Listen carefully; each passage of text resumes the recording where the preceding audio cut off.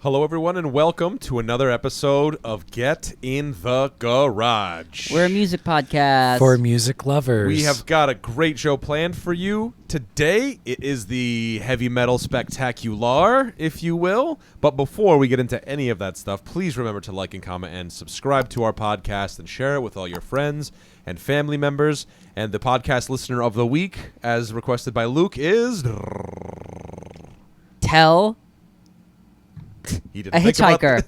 Tell a hitchhiker. A hitchhiker, somebody that hitches rides places, you can tell them. Someone who's... You don't have. They're you called do- serial killers. You do not have to pick them up. You just need to tell them about our podcast. Actually, we recommend you don't pick them up. They're Yeah. probably serial killers. Roll down your window and I have a great podcast for you once you find a ride. Yeah. Sorry, bro. You're out of a ride. But here's a great podcast to listen to. Thanks for nothing.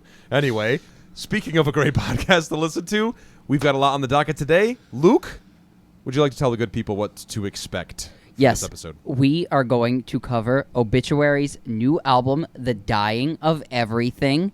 We are then going to cover a movie we all watched, The Sound of Metal, which was a great movie. We're going to talk about it. And then we are going to list our top 3 favorite metal albums of the past 40 years and give 2 honorable mentions. So it'll be a nice roundup of metal all around. More metal than your mom's kettle, You as know they it. say. And then we are going to kick it off right now with some music news. So Yeah. Sounds good. Let's roll the music, Alex. Let's get it going. give us that theme song. Speaking of metal. We should have a metal version of our theme song. I know. I've been thinking about it. Yeah. I've been thinking about it. We should have a metal version, a hip-hop version. We still need a Christmas version for our Christmas specials, but we haven't done that yet. We just got to add jingle bells to the regular one. Yeah, that's really all it is. Christmas, done. All right. Anyway, let's move forward. This is music news. This is music news. Who wants to go first? I have no music news. Oh, Jeffrey, no music news. I have some music news. I'm going first. Here we Okay, go. Jesus. Madonna, Oh, I literally just pulled that up. I know, announces her 2023 North American tour. Oh, that's not in the weirdest way possible. So she invited a group of celebrities: Lil Wayne, Amy Schumer, Eric Andre, Jack Black, Judd Apatow, to a fake but real dinner party where she filmed it, and then it was a reference to a documentary she made in 1991, Truth or Dare. It was strange, but that's what Madonna's brand is nowadays. So you got that. The video promoting this started off with Amy Schumer and Madonna asks Amy Schumer how she licks her husband's butthole, and then from there announces the new Madonna tour. So very weird, very strange that your freak flag fly, Madonna. Everybody at the table looked uncomfortable. Everyone at this table looks uncomfortable, too. Yeah. Yeah. What's the most recent Madonna song you can even name? Oh, what was the one from that Austin a Powers? beautiful Beautiful Stranger. Stranger? Beautiful I was Stranger, about to yep, The that's probably mine, too. 20-year-old beautiful stranger, Yeah. which is it's very That's 20 years old, huh? Wow. it's very strange. Yeah, it's odd. But she's gonna do all of the hits. I recommend everybody watch this video. I'm gonna put it right here to watch, so you guys can all see Amy Schumer licking a onion ring that looks like what I mentioned earlier. Well, we all look forward to that. So very exciting, very Yeah. strange video. I can't wait for the behind the scenes tour. So Yeah. So I've got some music news. I don't know if you guys have seen, but Dolly Parton has announced a new rock album, and it will feature Paul McCartney, Stevie Nicks, John Fogerty, Steve Perry, Steven Tyler, All the and Steves. more. All All the the Steves. All the... Steve Winwood? Oh, I No, wish. he didn't make the cut. He didn't make the Steve Marriott has passed away. cut. Oh, that's sad. R.I.P. Yeah. What can you do? So she says she wants to reunite Robert Plant and Jimmy Page. So we'll see if that happens. Who knows? Who cares? Yes. Men in not strolling. Yes, but she wants to cover Stairway to Heaven, and I Can't Get No Satisfaction. When asked if Mick Jagger would be on it, Parton said she was trying to get him, but that, quote, Pink and Brandy Carlisle are singing on that particular song with me. She also wants to try to get Cher on the record. So it should be interesting. It'll be cool to see if, Dolly Parton gets all of these huge names on a record. I mean, she's she's country music royalty in her own right, so I would like I don't see why. hear her sing You're So Vain with Mick Jagger, like the original. Oh, yeah. There you go. That would be nice. Yeah. Throw it on the So, rock album. Luke, any more music news? Oh, yeah, man. It keeps on coming. So, Oh, yeah, man. yeah, so Limp Bizkit's Wes Borland.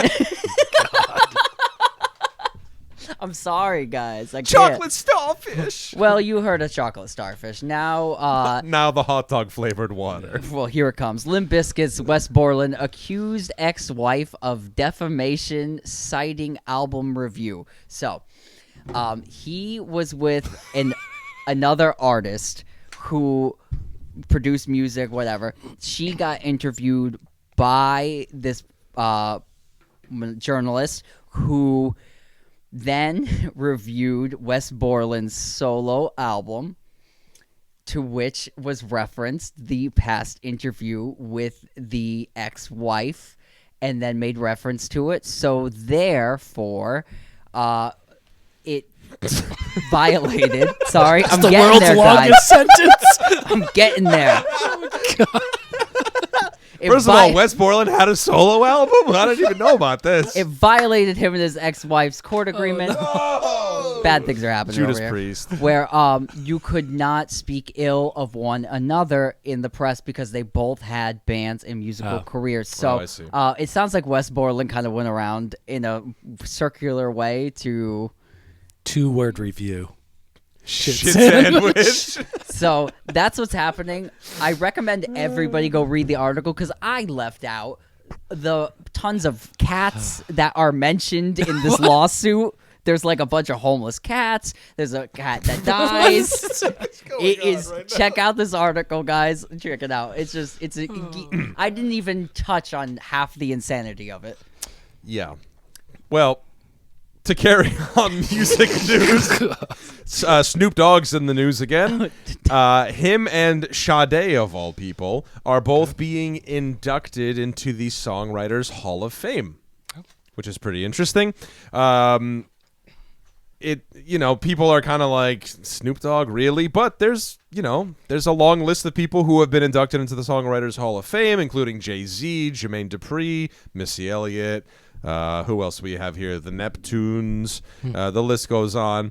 But I just thought that was interesting, and I couldn't help but think back to like when you were talking about how Snoop Dogg had said in an interview how he used to use a typewriter for his lyric writing and stuff, and I'm like, wow, the Bob Dylan of rap is finally getting his his just credit. rewards. His just reward. So congratulations to Snoop Dogg and Sade. As Alex knows, our mom was a huge fan of Sade. She was a smooth operator of sorts. And, yeah, you like that one? I don't know about your... It's a weird thing to say about your mom. I don't know, man. Smooth. I'm just trying to make it funny. Let's keep moving. Anyway, Wes Borland's new album came out. You have to make the Wes Borland face, though. Thank you. Yeah, there you go. Sorry. I don't have, like, cat eye contacts in for full authenticity. So when most rock stars are selling their publishings, as of lately, John Fogerty bought back his publishing. It did not say for how much, but famously, he was signed to Fantasy Records with Creedence Clearwater. Fantasy Records gave him a very hard time, sued himself in the mid-'70s for plagiarizing himself. He won that case. And now, Either way, wouldn't he have won? Oh, I don't know. America. So, for all those years, the guy from Fantasy Records was really holding over his head. He passed away about 10 years ago, and now John Fogerty negotiated with them and owns them a majority, and then still gets paid from what they owe him. So he's getting quite a lot of money for it. Thumbs up. I think it's cool. Right on. He achieved his dream of owning his own music, which he always wanted to do. So Yeah, big deal. Yeah. Congratulations to him. The Belltown Bloom Festival has been announced, and I don't know if you guys saw the lineup, but do you guys know where I'm going with this? Oh, I know. So 3 of the musicians, groups rather, we have Pussy Riot, Mannequin Pussy, and Thunder Pussy. Oh, yeah, there it is right there. Beautiful. So I just thought that was funny. That's like pretty much the end of the story on that for me. But So these are like female-led, punky, whatever bands. Yes, we have L7 and Pussy Riot headlining, and then it's just Thelma Mannequin and the Pussy, Sleaze. Thunder Pussy. My favorite, Flesh Produce. Oh, okay. Ew. All right. Flesh La Fonda. Produce. Who the hell is La Fonda? You should know. Oh, yeah, right. So, anybody have any more P-word band names before we move on? No, I think I'm good. You're not going to mention Nashville Pussy? Oh, I thought it was Thunder Pussy. No, there's another band, Nashville Pussy. There's a couple more. There's Perfect. Pussy. There you go.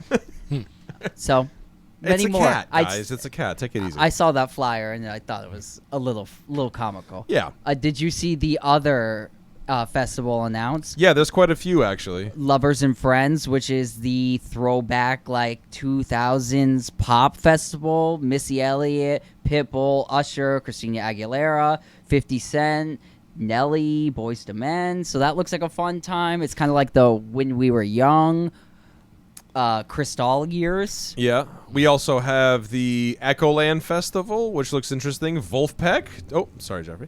But one of Jeffrey's favorite bands. Wolfpack. Phil Lesh and Friends, another one of Jeffrey's favorite bands. Robert Plant and only second to Dead and Company. Robert Plant, Alison Krauss, Nathaniel Rateliff and the Light Sweats, Tenacious D, Night Sweat. Sorry, we have a bit of latency issues going on in our headphones, ladies and gentlemen. So It is a bit hard. It is a bit difficult. Shall we abandon the headphones? I mean, I'm cool for it. I'm gonna abandon the headphones. Why All right. not? So we have Nile Rodgers and Chic, the Flaming Lips, Government Mule, Marcus King, who we did an album review of a couple weeks ago. Mm-hmm. Yeah, it looks okay. Looks like it's gonna be a fun time. Where is that being held? That is. Is that the Florida one? It's right at the bottom. Camping Yes. Music Nature. Yeah, Live Oak, Florida. Spirit of the Suwannee Music Park. Swanee. Sorry. Thank you, Alex. And There's a U in there. the Lovers and Friends. I just loved how Alex was just like, I know this pronunciation. Yeah. That's why. Lovers and Friends is also in Las Vegas, just like When We Were Young okay. festival. So that's pretty cool. And that's a one-day festival, which was a bit weird. But enjoy. And also the Just Like Heaven Festival. Headlining is the Yeah Yeah Yeahs. You also have MGMT, Empire of the Sun, The Bravery, Ladytron, Cults. It is festival Kids. So season. it's It is kind of like festival season, yeah. electronic-y, indie rock type mixture of stuff. Yeah, that's what it looks like. Yeah, it's got a great poster though. Yeah, Just Like Heaven. That's also a one-day festival as well. Saturday, May 13th. One-day festival. I wish Yeah, more one-day festivals would come at to the New Rose England Bowl in area. Pasadena, California. We get Boston Calling, but that's about all that really comes That was to our just area. announced too, though, wasn't it? Boston Yeah, Calling. I do. I get Foo Fighters. Yeah, Foo headlining that Fighters, one. there's quite Big a few news. there. I think we talked about that last week. Yeah. So But, there you go. yes. Thank you. All right. You guys good with music news for right now? I'm music newsed. You've been news. There you go. Keep you informed. Alex? Let's break and fix this issue. Yeah, we'll break real quick. So we'll be right back. All right. Onward we go to our new album review of the week. This week, we tried to do something a little bit different. It's been slim pickings lately with album releases. Lately, as it is the beginning of the year, that tends to be a common occurrence. But I figured we would go for something out of the ordinary maybe for Luke and Jeff, but something sort of more in the ordinary for me. And we are going to cover the new Obituary record. It is called it's called Dying of Everything. It is their 11th studio album. The last album they had was in 2017. It was a self-titled album. So I'm going to give like a little sort of lead up into the band Obituary because they're kind of a big deal as far as death metal goes. They're considered one of the founding bands of death metal, more specifically founding bands of like in the death metal genre, specifically out of Tampa, Florida. In the early 80s, Tampa kind of became the hub of death metal, and it would evolve into something that would be known as like the Florida Tampa death metal scene. You'd have a lot of bands coming out of there like Death, Morbid Angel, and Obituary was another one of them. There was a local band in the Florida area called Nasty Savage, and they were like a big influence on that scene. Of course, you had other bands that were already out at the time, sort of like your Venoms, your Celtic Frosts, stuff like that. You had the extreme metal stuff, but nothing really sort of like the death metal, like, or anything like what death metal was, and especially what was coming out of Florida at the time. The real unique characteristic of the death metal sound really has to be credited to Morris Sound Recording Studio. That was in Tampa as well. What's his name? Scott Burns was a famous producer who worked at the Morris Sound Studios, and he was really like the first guy who was able to capture a particular kind of sound. I remember listening to the first Obituary record because Obituary is kind of a band that wasn't really on my radar. I love the band Death, and I love the Cannibal Corpses and the 6 Feet Unders and stuff like that. Obituary, for some reason, just was never really on my radar. But I went back to their first album, Slowly We Rot, and I was like, this has to be a Tampa band. It's got to be a Tampa band. And I looked it up, and lo and behold, it was a Tampa band. So they formed in 1984 in Tampa, Florida. They were originally called Executioner, but then they changed their band name to Executioner with an X in 86, and then eventually became known as Obituary in 1988. Their first album, Slowly We Rot, came out, I think it was in 88 or 89. Mm-hmm. And I mean, pretty much, the rest is history. They're a founding, the founding fathers of death metal as we know it. John Tardy and Donald Tardy, vocalist and drummer, founding members of the band, along with Trevor Perez, who's the rhythm guitar player, who kind of has an iconic sound. Most of the death metal, or most of the metal that you listen to, is like that really, really high gain, super crunchy. Trevor Perez did this weird thing where he played a Fender Strat. I'm gonna get geary here, but he played a Fender Stratocaster into a Rat pedal with the tone knob scooped all the way down into a Marshall stack. So it creates this sort of fizzy sound, and he stuck with that sound, and you hear a lot of that on this record. As far as this record goes, I really enjoyed it. I think that it's a great entry-level death metal record. If you're trying to dip your toe into death metal, I kind of find this is where it is. It doesn't reach the extremes that, say, like a Cannibal Corpse reaches. You know what I mean? A little too much on that. Cannibal Corpse. This is a little more accessible. I think so. And what did you guys think, though? Because this is really out of, you know what I mean? This is not in your guys' comfort zone in your wheelhouse. So I was kind of really curious to hear what you guys had to say about this. Well, this kind of like goes in the Reformed Legacy bands kind of album. Yeah. This band split up for a little bit, I think in the late 90s or early 2000s, and came back. Yeah, 99 or 98 or 99 until 2006, I think. Right. Like so this is kind of like with the, a band kind of breaks up and reforms with like some newer people. And I think this is a great like reunion level record. It sounds like what their original stuff had sounded like. I went back and like listened to it. It was true to that. It didn't seem like it like tarnished their legacy by any means. It only seemed like it broadened what they were doing and was just a really pretty solid record of the genre. Like I really liked it. Yeah. Jeff, did you like it? Yeah, I had no familiarity with Obituary before listening to this record. I listen to metal music, but not a lot of it. I listen to like the handful of artists that I enjoy, and I don't branch out much more.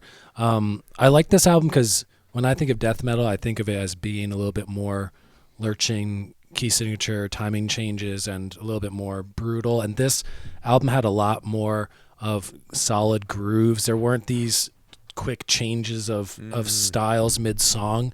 So it was a lot more like metal bands that I'm more familiar with, like Pantera and things like that, where it stays in a thing for the minute and a half, and then maybe there's a breakdown or some kind of instrumental thing in the middle, and that goes back to another thing. Yeah. I really enjoyed the vocalists. I thought he was a highlight. And from what I read about the band, he's like one of the premier guys as far as death metal vocals. Yeah.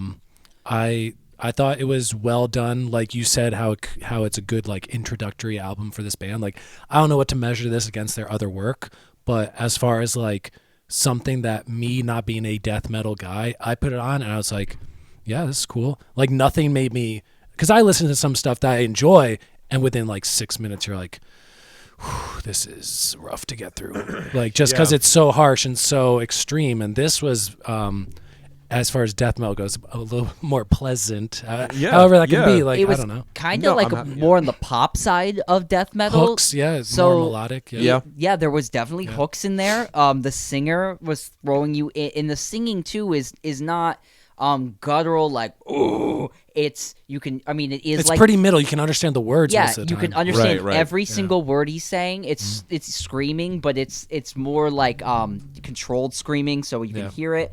And even at that, like where he was going vocally, like the themes on here, like we talked about the Megadeth album last year, which was a metal album we covered, and like they had that like Flight to Mars song on it, which was bizarre and kind of corny. Yeah. There's nothing like that on here. It all is like in the lyrical genre of death metal. Like the title track, Barely Alive, where he's like, Barely Alive, is of that genre. I liked how it all fit in that thing. It kind of rode the line of, I don't know really where their past work like lies all the way, but this kind of rode the line of like nihilism, monster is the inner you kind of lyrics, and I thought it came through well. There was a lot of like kind of like as much nihilism as was in there. There was a lot of like you could make it better by being a better person messaging. Yeah, I think the thing that death metal has kind of going maybe against it is you kind of like, if you're looking at like, you know, in the mainstream, right? In the mainstream, Cannibal Corpse is the band, right? Okay. They were in Ace Ventura. Remember when he goes into that, you know, that's with Chris Barnes, the old lead singer. But Cannibal Corpse is kind of like the thing where people are like, oh, this is... Or people who don't know what death metal is immediately associate the genre with a Cannibal Corpse, where it's, you know, songs like... And disclaimer. Songs like, you know, I Come Blood and like vaginal discharge milkshake, Hammer, smash face, you know, and all this kind of stuff. And the gore is part of it, right? Like it is, you know. But these are not like, in contrast to like, say, like the black metal cousins who are like very heavy satanic imagery and, you know, stuff like that. You know, this is really, a lot of it is like really kind of tongue in cheek too. Like they're all in on the joke. Like they're all kind of like laughing and chuckling about it. But I will say, to like what Luke was saying, like, you know, as far as the content goes and lyrically, like what's happening and stuff like that, most people just associate death metal with like blood, guts, and gore and all that kind of stuff.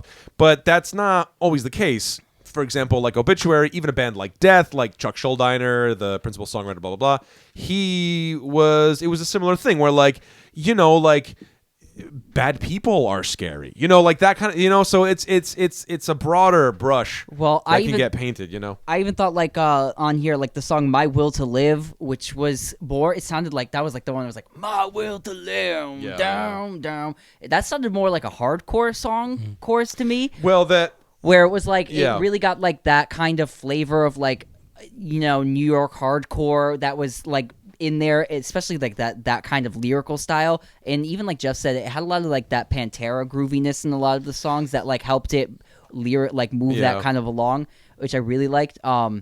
Is there any songs on here that you guys like really thought were like standout tracks? I like the first track. Yeah, Barely Alive. Me too. Because that was like kind of the hardest hitting one. Yeah, great album opener, I thought, and it's super thrashy too. That's why I like that, because I'm a thrash guy. I love thrash. I like the closer, Be Warned, which is like very sludgy, very stonery, doomy type of speed.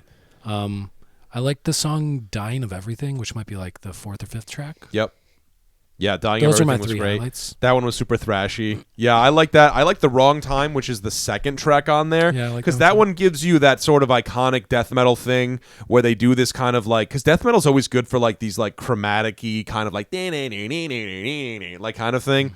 That incorporated in there as well. Without a Conscience, I thought was good. That's got a killer guitar solo, and that's where the album. I think that might actually be track 3. I think it's track 3. That's because it's like you kind of get these first 2 hard hitting songs up Faster, front, and then thrashy. like they slow it down for the third one. So I thought it was a well paced record. You know, I thought so too. I liked War. I thought was a cool song. that was I cool. especially liked that thing they did where they put the guitar with no effect on it going down in the middle of the song, and it came back in full band after the solo. That was really cool. I liked like there was some wah stuff on here that there was a lot of wah. Yeah. that was like different for like the death metal thing because it's usually like the wahs in the solo, but like not in like the riff. So that was cool. It reminded me of like some old school like Sabbathy bass things going on. But yeah, I really like this. It aired more on like it is that like thrashy death metal, but it aired more on the side of like stoner rock too. Yeah. So it had like a lot of those mixed in together. It was a good. This is that's what makes this album a good album. Is it's not all the whole time. You get that with like Barely Alive, but you also get like the stoneriness, and you also get like the Pantera groove metal kind of thing going on. Right. And then, like I said earlier, like you get a little bit of that punky New York hardcore in the vocal. And I thought that this made for a really well-rounded metal record that left me like, I liked this. This was a enjoyable kind of thing to be in for something. Yeah. Like Jeff, I don't listen to metal. I'm not an active new metal listener. I like classic metal, like 70s metal, early 80s metal. Yeah. But that's probably about like where I really fade off. So this was really cool and a great way to really jump back into a genre I have not really been active in a long time. Good. Well, I'm really happy to hear that you guys enjoyed this record. I was kind of worried about it too, because full, transparency here. Like I said, I mean, I wasn't super familiar with Obituary. I just knew their significance and kind of what they meant to the genre and all that stuff. I always I'm a death guy, which was another Florida band. But same here, man. I was pleasantly surprised. And also, if you're a metal guy and you want to watch interviews and stuff, they're also like really, really nice guys as well. Really, really nice guys. The drummer, Donald Tardy, he works with his local animal shelter with stray cats. He's and the stuff. executioner. He's the executioner, the judge, jury, and executioner. Before we leave, West Borland, if you're looking for a place for the cats, Get in touch with Call Donald Tardy. Tardy. And Donald Tardy, I know you're listening too. Call up Wes, man. He's having a hard time. Can we give a quick rating for the album? I mean, I know it's kind of reference points and all that but I'm docking it some points because I wish it took some more risks and did some wilder things on it. So for me, there's a 6.5. Right on. But it's a solid record. Yeah, Luca. Oh. I am going for a Pitchfork 7.8. I liked this record. It was good. It didn't because a lot of records like leave me kind of like, ooh, that was a little embarrassing. I like this. This wasn't embarrassing. It was cool. So I dig this. 7.9.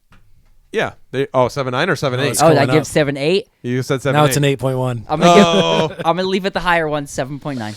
I'll round it off and just give it a solid 8. I agree. I like this record, and also it kind of made me be into Obituary a bit more. So I'm pretty happy about that. It's kind of like discovering like a new old band kind of thing. You know what I mean? And it kind of I've been listening to metal all week, so I'm kind of back in the metal thing. So it's been fun. It definitely kept their legacy alive in a good way. I'd say. You know? I would agree. Absolutely. So there you have it. What did you guys think?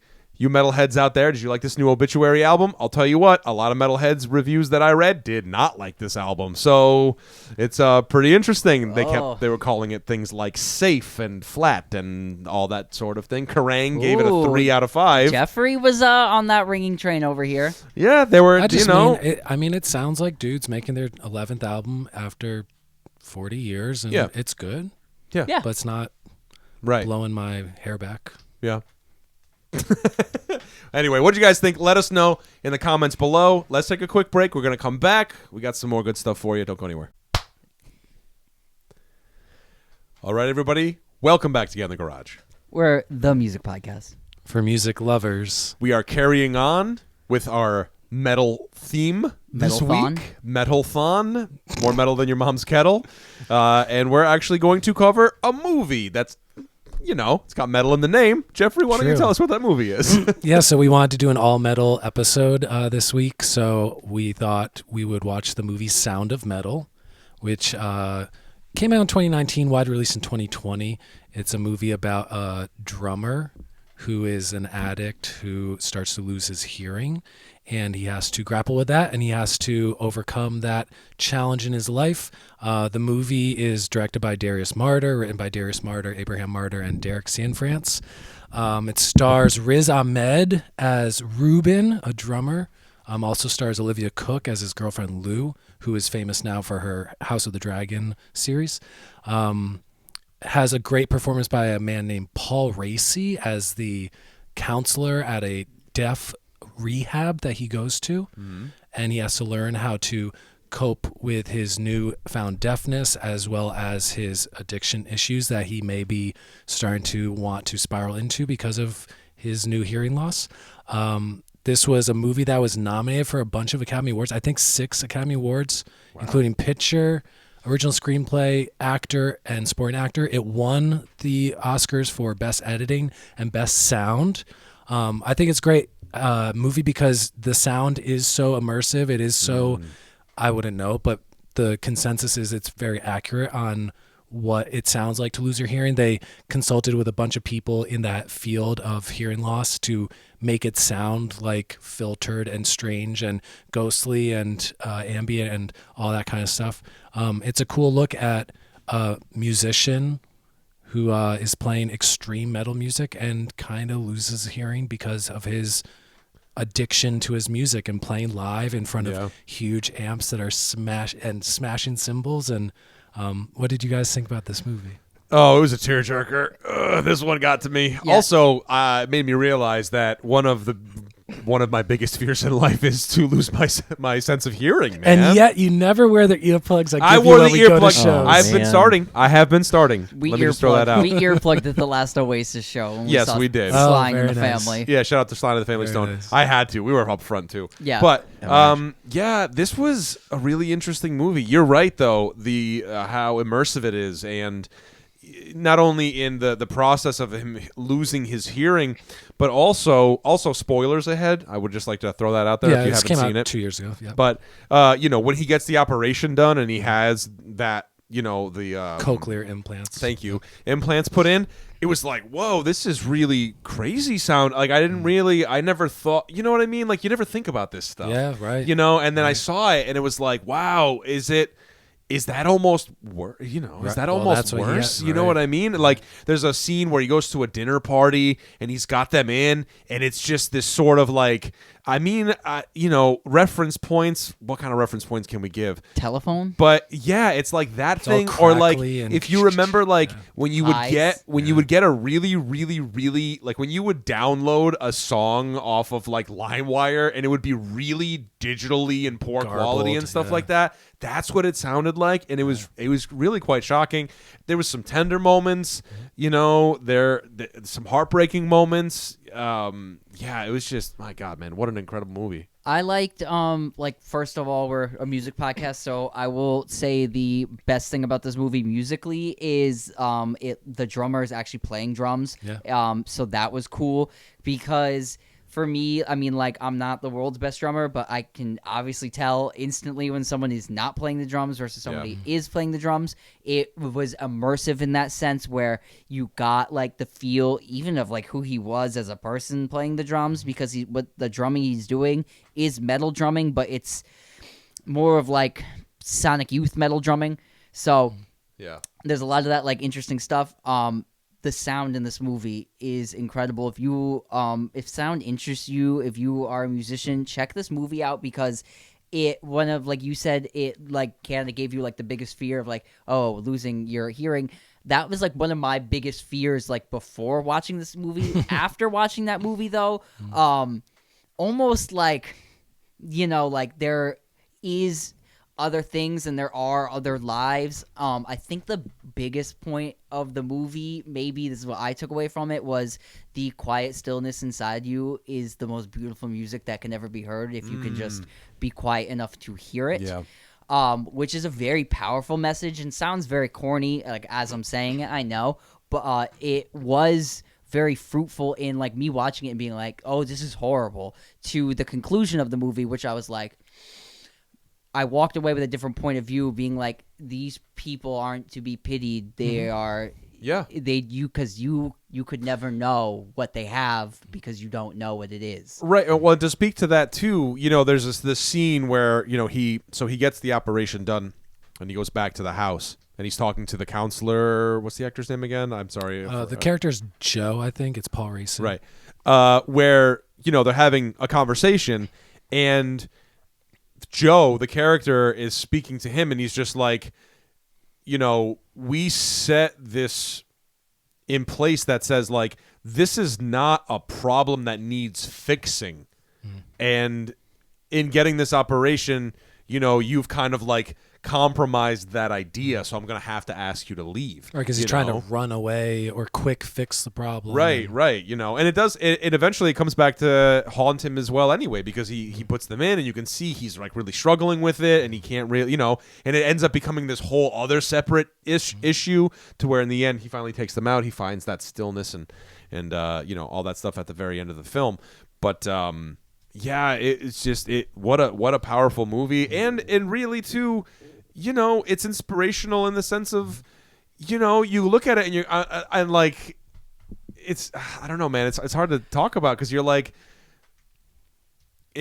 I'm like, wow, everybody in this movie, they, it's real sign language. It's everything is so authentic. Even to like what Luke was saying is like, yeah, how you know that he's a real drummer, because he's a left-handed guy and his drum set's set up lefty. Oh yeah, like it's those small details where you're like, oh yeah, okay. And the scenes of drumming are not like quick cut, or it's like showing him drumming for 8 straight seconds, and there's definitely big hunks of like long drumming. Yeah.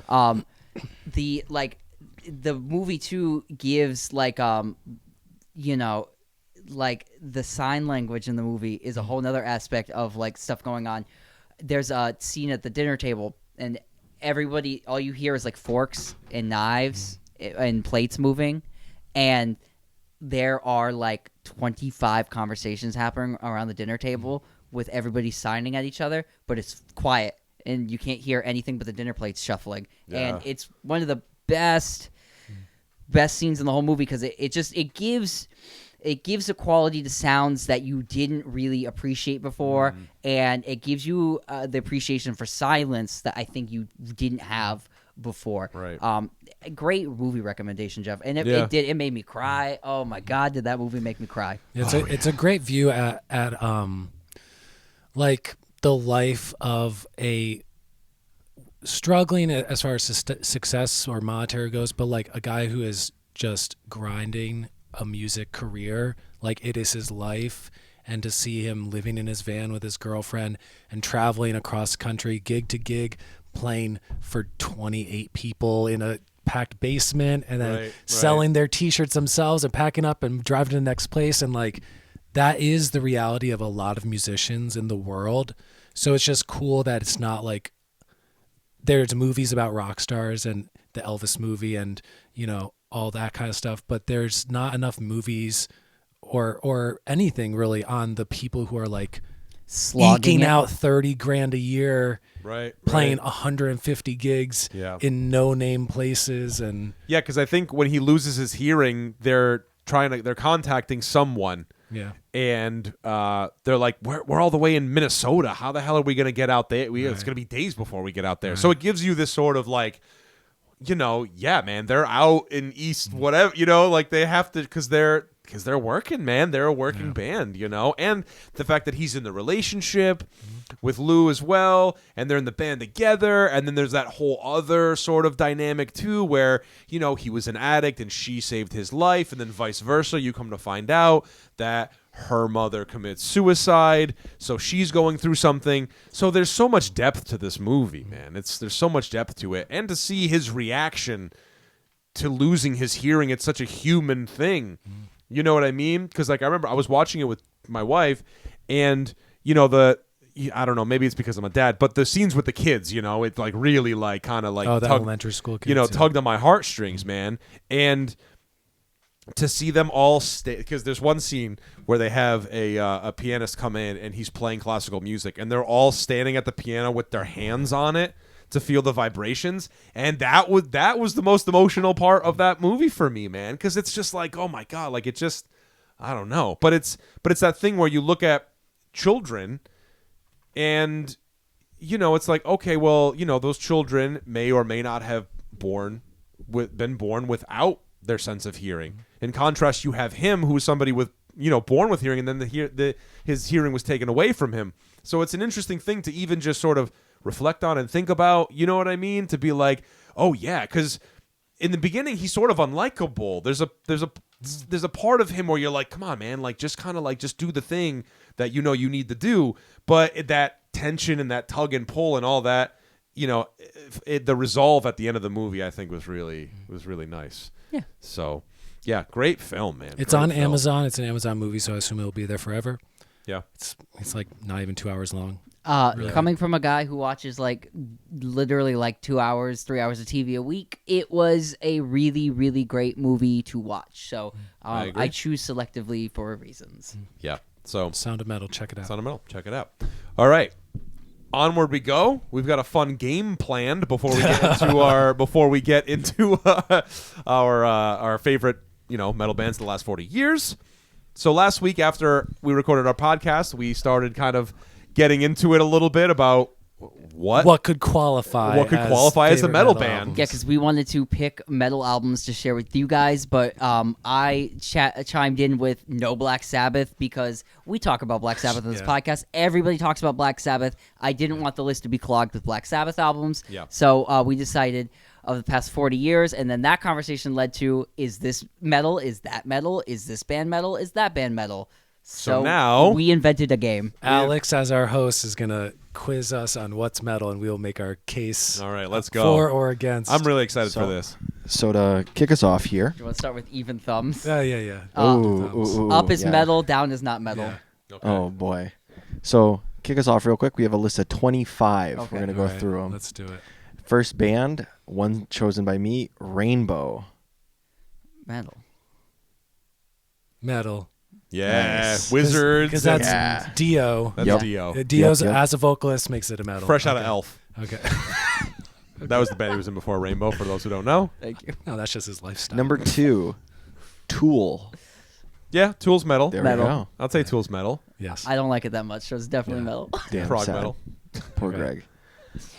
Number 3, Van Halen.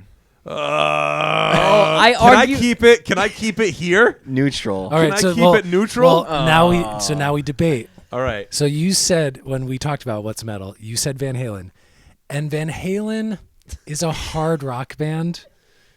They're not a metal band. Getting Come on, me man. Technicalities. I'm going to go with Jeff. I'm going to say Van Halen is not a metal band. Here's the problem, though. The problem with Van Halen is they're a hard charged rock and roll band, but because they play like blues based stuff. It's pretty much all pop blues. That's like at 12. But the problem with them is like they are heavier than all of the 80s hair metal bands that they inspired. So it's like one of those things of like, I don't think that they are a metal band because of the time and place. However, like their progeny, who is weaker, maybe More might be metal? closer to metal. Yeah. Strangely, it's like it's a paradox. It is a paradox. It's paradoxical. It's the Van Halen paradox. So we'll just say, for the sake of it, we'll say Van Halen. Not you're metal. not metal. You are just sex-fueled rock and roll. Yeah, let's quick note here. Make sure for the audio listeners we shout it out. No just thumbs. But, Okay, yes. Yes. Next one, Queen. not metal. I mean, they're they're opera metal, but I'm you know, gonna- if we're no. subgenreng, Because and your claim on this was true. The first 2 albums much more like the Rainbow style of music. right. But within a year and a half of that band, they were. Yes, and I'll give you that. They have some Queen is songs. not- Queen they, is not They have metal. some metal songs. Stone Cold Crazy. Right. Yep. Death on Two Legs, etc., etc. But Yeah. Good. hard Not rock metal. band Not and metal. barely hard most of the time Yeah, too. okay. Well, no, always. You do enough cocaine, you'll be hard. Yeah. Led Zeppelin. Oh, Led Zeppelin. Not metal. Proto-metal. They're- Arguably proto-metal, I'm not but even not a throwing metal them band. into proto metal. They never get as like they are heavy, but they're not like deep the way I They're think heavy of rock. Deep Purple They're heavy and Black rock. Their Sabbath. guitar, for me, it's like if the guitar sound and bass, I guess too, was 15% more distorted, they would be, because then they would be closer to Rainbow and things like that. Yeah. But the guitar is not crunchy Not enough. there. I feel you. I Also- hear It's it. not there. Also, there was a little bit too much like acoustic, like wanting to Exactly. go acoustic early. Yeah, yeah. Too much Yeah, there's moog. folky stuff Yeah. too. There's I feel you. Okay, so Led Zeppelin, not metal. Not Not metal. metal. Too much Lord of the Rings. Hard rock. Next we have. There's so many Lord of the Rings metal bands. They aired on Balrog. They aired more on like the loop Yeah. side of that shit. Sure, the Yeah. flute side Yeah. of Lord of the Rings. Next we have Five Finger Death Punch. They're a metal I band. mean, they're a band. metal band. They're Yeah. a bad band. but Yeah. they're a metal band. A bad metal band, but they're a metal band. Yeah.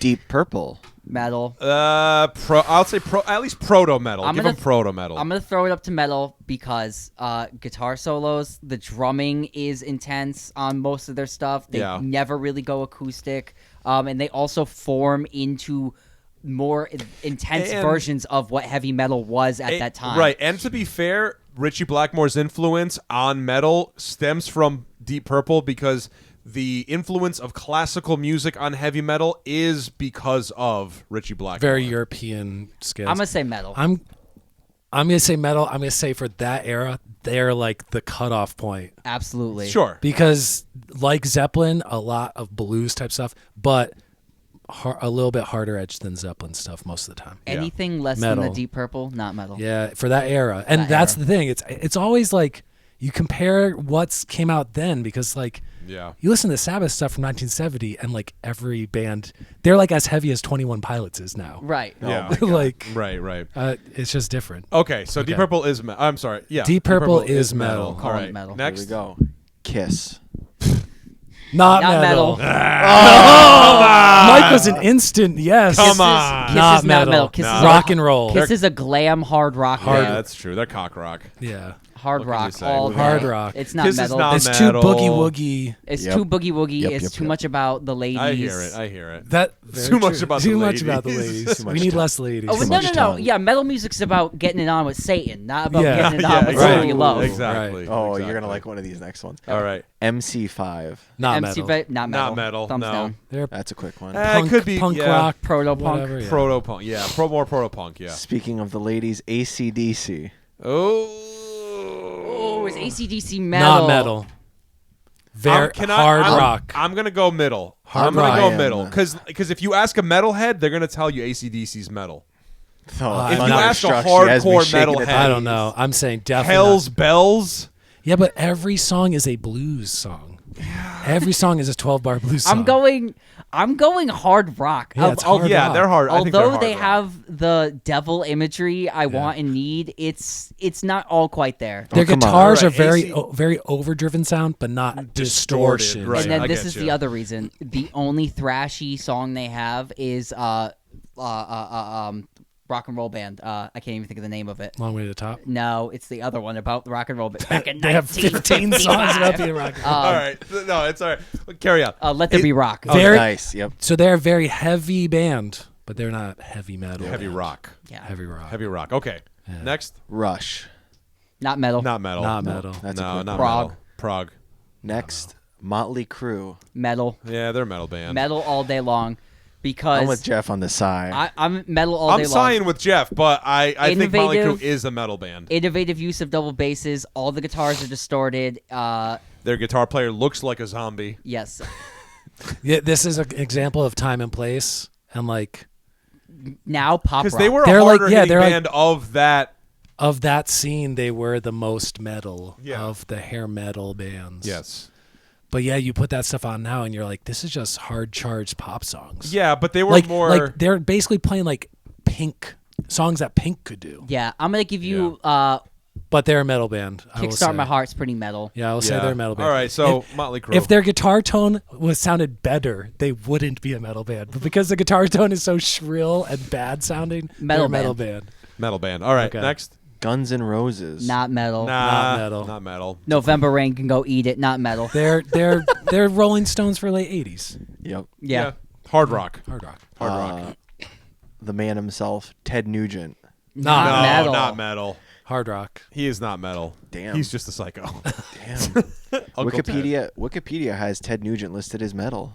Really? Wikipedia lies. That's I mean, It is It's crowdfunded. he played a hollow body guitar like blues. It's But every time you hear him talk about music, he's referencing Bo Diddley Yeah, it's and got- Chuck Right. Berry. it's got too much Chuck Berry in it. Yeah, to it's ever got be too much metal. Chuck Berry. Yeah, it's too much Chuck Berry and Bo Diddley to be metal. Moving on, Alice in Chains. Metal. 90s metal. Metal. 90s I'm gonna say grunge that's metal. definitely metal. metal. Yeah, It's- hell It's yeah. dark. They're- It's dark. It's grimy. It's They're Brooding, the most yeah. metal of all the grunge bands too of Yeah. that era. If you're gonna call them a grunge band, Yeah. Yeah, for sure. metal.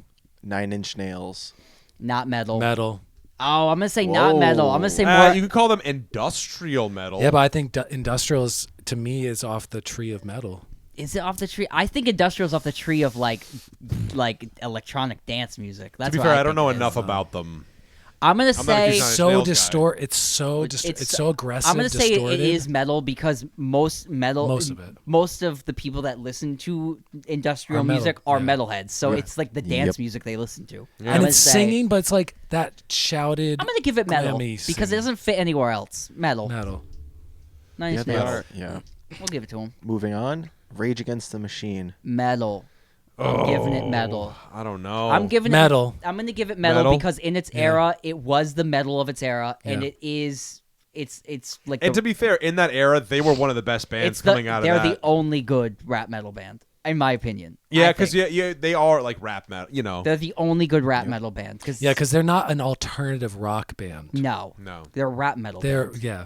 Yeah, they're rap metal band because they're trying to do like the Public Enemy beat And it- sound, Right, the really right. atonal, aggressive, like Plus, it had screechy a thing. lot of and like Black Sabbath bass Right. and drums going on riffs, in it. really sludgy riffs and stuff. Yeah, Yeah, yeah. metal.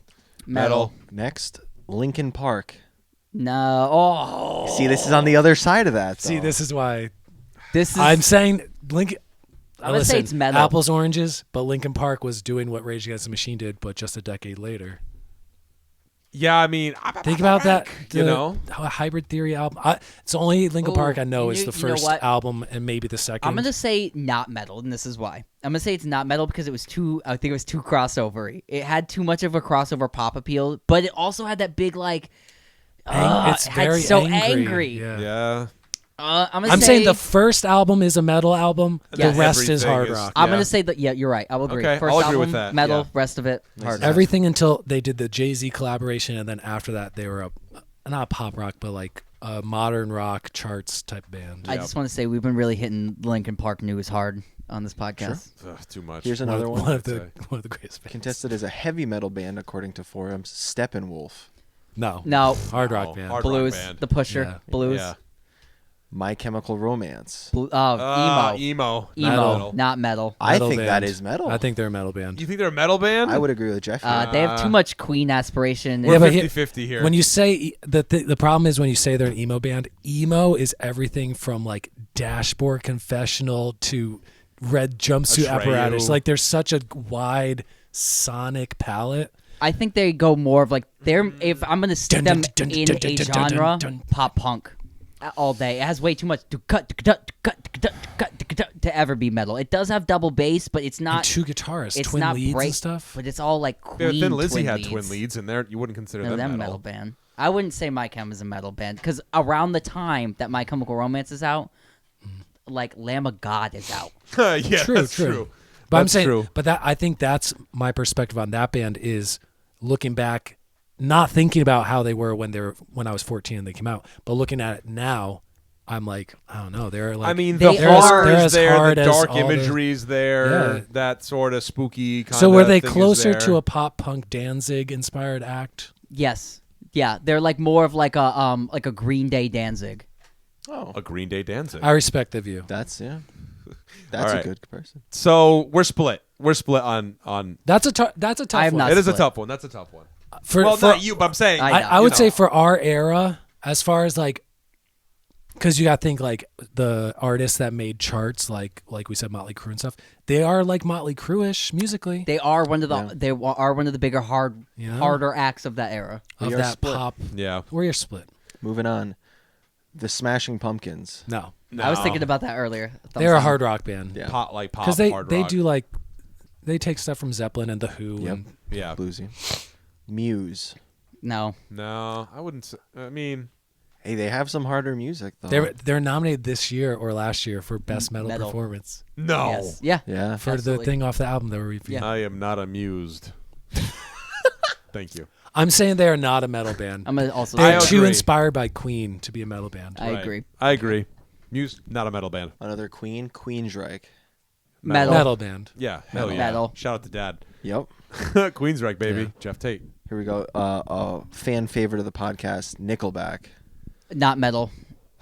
Pop rock. Yeah, but that Pop rock?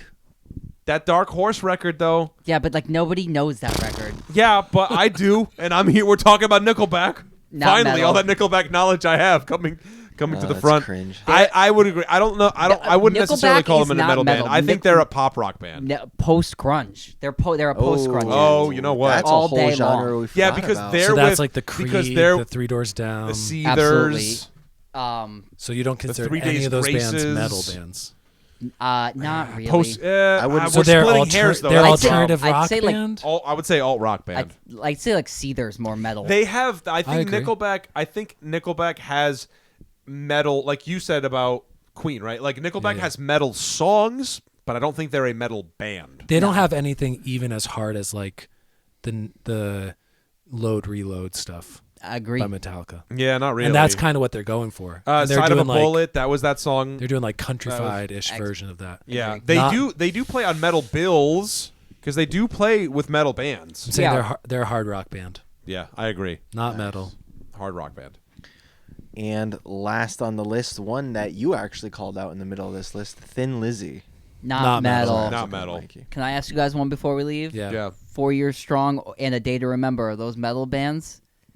I've never even heard of that first band. I don't know the first band. A Day to Remember. Day to Remember. Let's go Day to Remember. Is that a metal band? Yeah, maybe. I mean, they're kind of like, They're because they're lumped in. Atreyu-ish, right? Yeah, right. They're lumped Right. in with the screamo kind of thing. It's pop metal. It's pop metal. It's screamo, and you could call screamo metal technically. Because this whole list, I was technically. wondering, because that was like the newest form of metal before I like really clocked out of the genre. Was pop metal was huge when I was in high Yeah. school. Is Alice Cooper metal? No, I don't know. His spirit is metal, His but spirit his is music is not. Frankenstein? His persona is metal, but His not persona is music. metal, and if you ask Alice Cooper, he's according to him, the first time the phrase heavy metal was ever used was in reference to his music. oh, All right. Well, that wraps it up. That was Arguable. 27 of them. Our next segment is 3 favorite metal albums. All right. All right, some honorable mentions. Of Honorable the mentions past first. 40 years. Past is our 40 cutoff. years. For the past As, 40 years. as long as Obituary's been around. it would be ish. 1983. So yeah, we did it like we Yeah. wanted to do some more modern Yeah. things for you. So here we go. Okay, here we go. Do you wanna rapid round real quick the honorable mentions, and then we'll Yeah, we'll hit hit back to Luke for the 3. Yeah, hit your Big ones? two, Luke. Okay, my Honorable honorable mentions. mentions. I'm gonna go. Life of Agony's River Runs Red, 1993. My sister played this to death when I was younger, and it's a metal album that has stuck with me. And I'm gonna go with another honorable mention: Lamb of God's Ashes of the Wake. I went to that Ozfest when that album came out. It was awesome. The album was so big when I was like 16. or whatever. Huge. Yeah. All that right, was Mike, a what are big your one. honorable mentions? Honorable mentions in the spirit of the death metal of Obituary. I'm gonna go with 2 huge for me albums. I'm gonna go with Carcass, and the name of the album is Heartwork. That came out in 1993. That was, I think, their 4th record. Great record. They were like a grindcore band from the UK around the same time as the Obituaries and all that stuff happened. This is a really cool record because this is that sort of thing that you see, kind of like what Black Flag did. What was once like a really fast, hard-hitting band slows down and everything gets like really sludgy and heavy, and I fucking love it. It's amazing. Second one will be the band Death. The album is The Sound of Perseverance. That came out in 1998. That would be the last record from the band Death. Chuck Schuldiner would unfortunately pass away, I think, a year or two later from brain cancer. That one's great. That was really one of my first introductions to that sort of melodic death metal thing. Same thing. A hard left turn. There's some mellower stuff on there. Things get more melodic, but is also super, super hard hitting. Love both of those albums. Absolutely love both of those albums. Those are mine. My honorable mentions are my favorite Metallica album, 1986's Master of Puppets. Just a classic for a reason, always in the world's top 5 favorite metal albums. It's their most consistent, their biggest sounding, my favorite. And my other honorable mention is 1994's The Downward Spiral by Nine Inch Nails, which is just a very heavy, aggressive record, lots of dark emotions and things being worked out on that record. And it was one of like the earliest heavy records I ever listened to. So those are my 2 honorable mentions. All right, cool. So now back to Luke for your top 3 All metal right. albums. Do we want to do 3s and then 2s and then 1s? Sure, Or do we want to we do can all do that. 3? Look, threes, twos, ones. Let's do that. All right. 3s, 2s, let's do 1s. My third, I'm going to go with Korn's first album, self-titled, from 1994. I love this album. I love its rawness. It was kind of clearly recorded without a click track, and I like that. I like that it's loosey-goosey and groovy.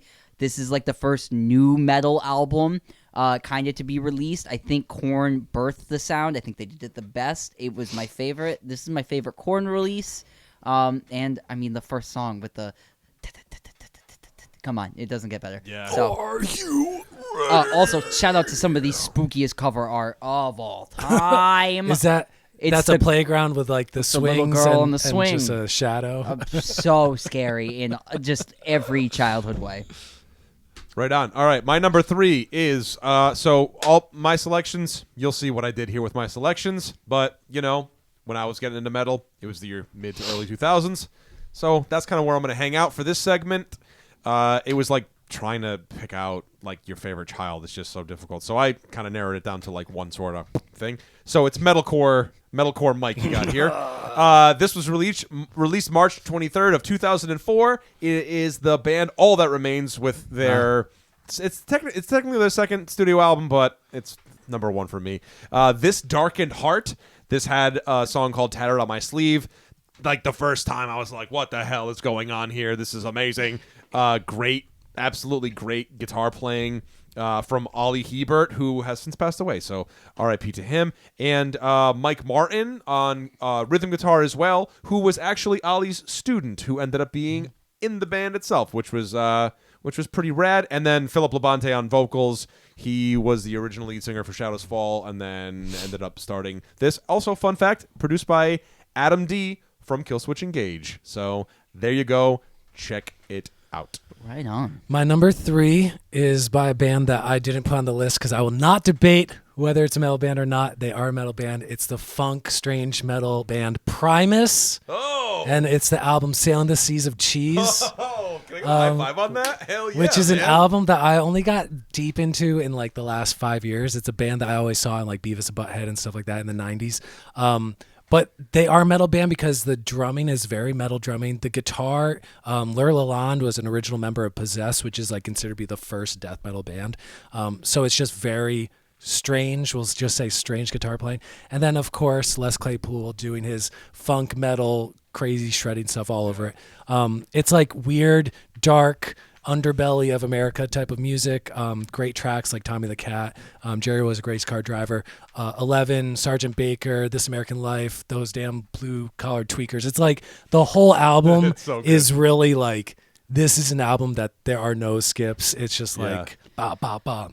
And it's aggressive and it's dark and it's like, it's a metal band because when I listen to this, I'm just like, I'm very uneasy. Yeah, that's what it this is, making man. my skin crawl. Yeah. I always thought Great of, record.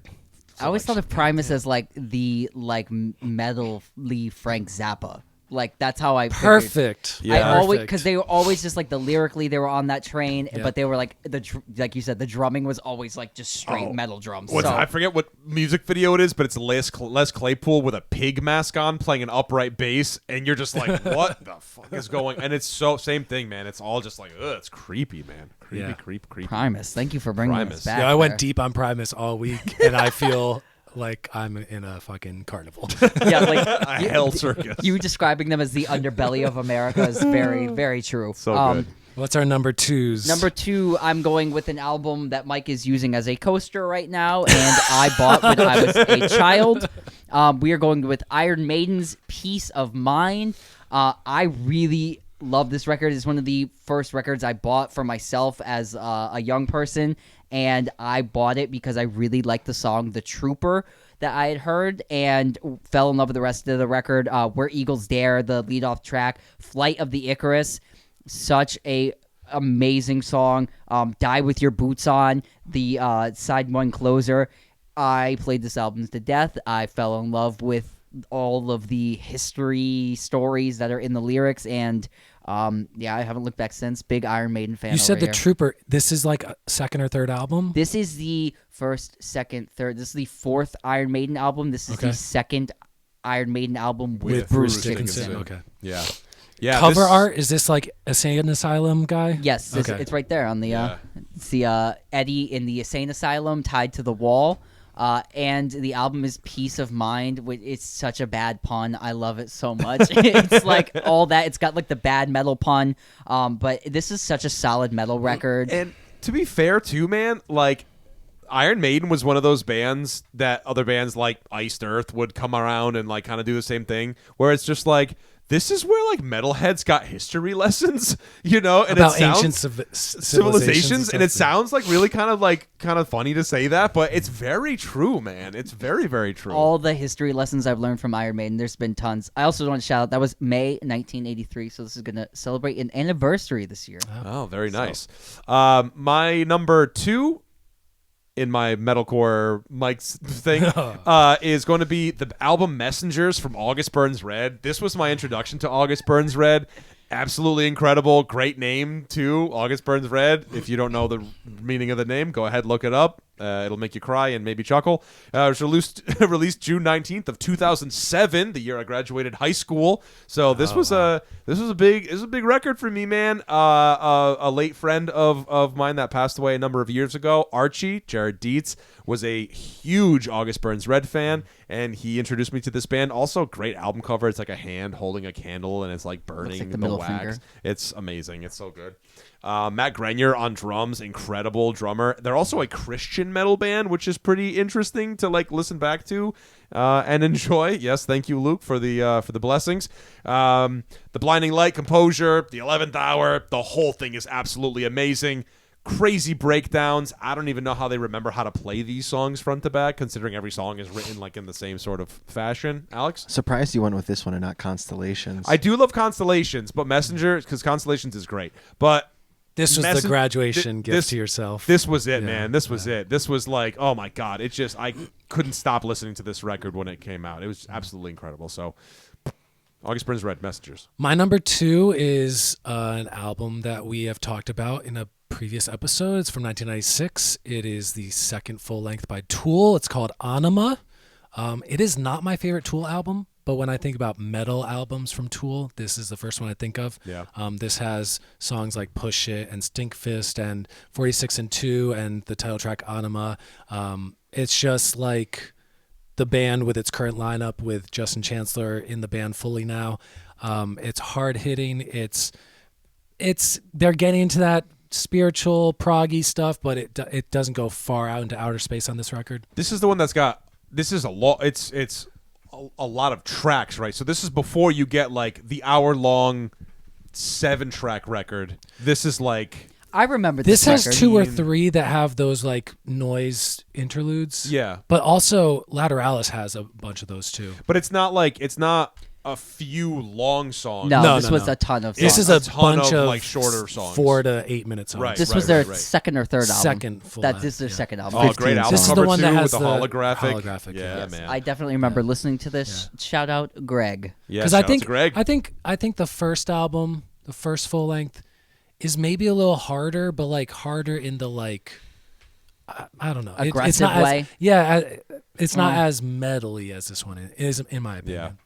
Right on. Right on. Cool. And now, Number ones. ones. Let's go. Oh, let's do Number it. one, I Oh, am yeah. going with Danzig's self-titled album from 1988. Danzig, produced by Rick Rubin. This is one of my favorite metal albums of all time. This kind of brought metal back into brought blues back into metal. At the time, Sure. It is very blues based. It has the song "The Hunter" on it, which is a blues classic. So I really, really like this record. I think what makes this record metal is the lyrical content and the evilness of it, and somewhat the drumming. It throws reference back to like Black Sabbath's first 2 records in a big way. Shout out to Twist of Cain, a great riff. Probably my favorite song in the record. Everybody knows Mother on this album. Am I Demon is my second favorite song. Chuck Biscuits on drums on that song. Chuck Biscuits. Oh, fuck yeah, man. Chuck Is Baron Biscuits. von Frankenstein in this record? Oh, you wish. Johnny Pancakes wasn't available. Chuck Biscuits, though, no shit, one of the Oh, yeah. best, Danzig's best. I love the sound of this record, man. This and Lucifuge, man. The sound of those 2 records. Was the best drummer he had on the first So good. 3 records. But yeah, everything on here is amazing. She Rides, if you want one for the ladies. For the ladies. So check it out. For the succubi. This is my pick because it's the most like evil record I can think of, and when I think of metal, I think of evil, and that's what I want. And There you go. Danzig gives it to me in every way. So Right on. My number 1 metalcore album was released July 1st of 2003. It's the second album by the band As I Lie Dying. It is the album Frail Words Collapse. It's a real shame that Tim Lambesis tried to kill his wife, but you know, what can you do? It features Jordan Mancino on drums, and this is the biggest drum sound I've ever heard. And it is really full on the opening track, 94 Hours. And this was the first time too, the double kick in a metal album where I was like, holy shit. Because the last time I had listened to a double kick thing like this was really on One, when Lars was doing the thing in Metallica. This is just straight full on assault on drums. It sounds like his kick drum is being hit with hammers. It doesn't even sound, there's so much of a bass hit to it. The song Forever as well, absolutely phenomenal song. Man, I love this album. It's my number 1, man. right on. I love it. My number 1 came out in 2001. It is literally the first metal album I ever listened to and ever owned and like got deep into, and it is the second album by System of a Down called Toxicity. Yes. It's a classic front to back. It's like 45 minutes and it's flawless. Great songs like Jet Pilot and Dear Dance and Forest and Multiply and ATWA and Toxicity, et cetera, et cetera. It's like John Domelan's drumming. I would say he and Tim Alexander, the drummer from Primus, are my 2 favorite drummers because they do such interesting patterns. They do more of Middle Eastern mixed with like funky kind of like left of center type of stuff.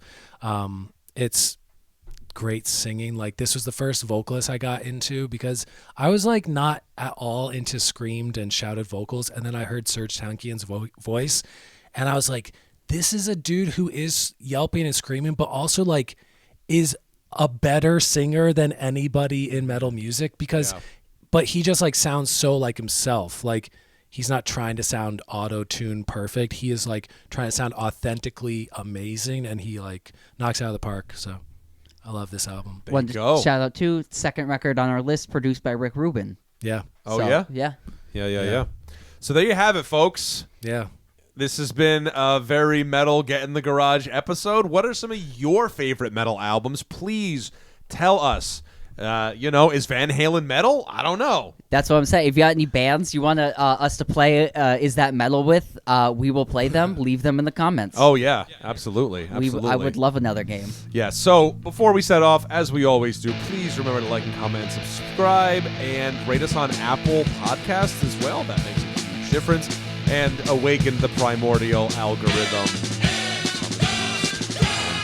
don't forget to do all that stuff. And until next time, guys, it's been Get in the Garage. We'll see you next week.